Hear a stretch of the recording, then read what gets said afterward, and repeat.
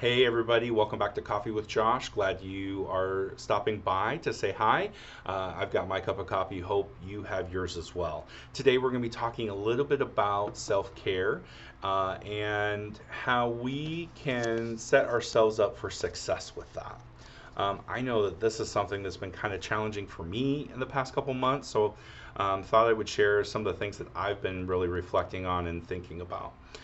So the first thing is sometimes when I think about like, oh, I'm not doing a good enough job about taking care of myself, I start thinking about these really big, overwhelming plans. I need to change this, I need to change that.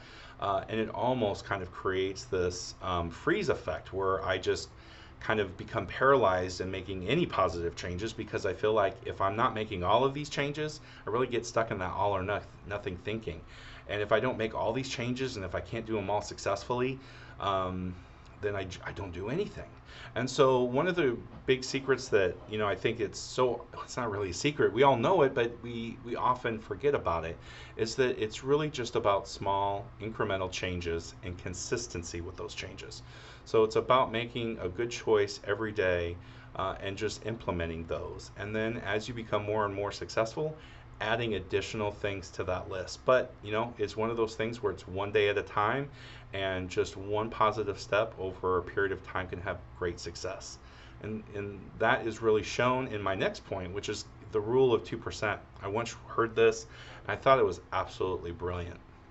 When you think about a ship that is out to sea and it changes course by just 2%, it goes just 2% to the left or 2% to the right, that over a small period of time, that doesn't have a big impact.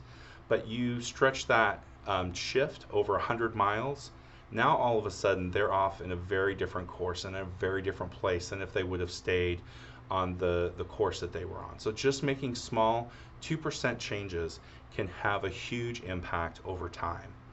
The last one is, so often, especially for those of us who are parents in the helping professions, we so often are givers and we give of ourselves in a variety of ways. And I heard something that I thought was really beautiful.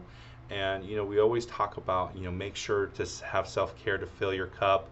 What are you doing to fill your cup? And I once heard the phrase, don't give from your cup, give from your saucer.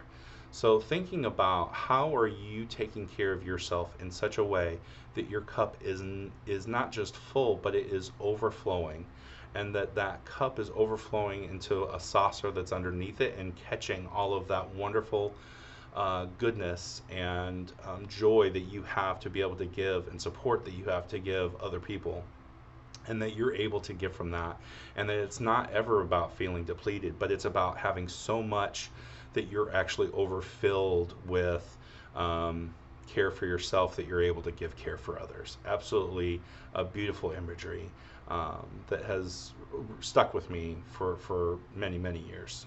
So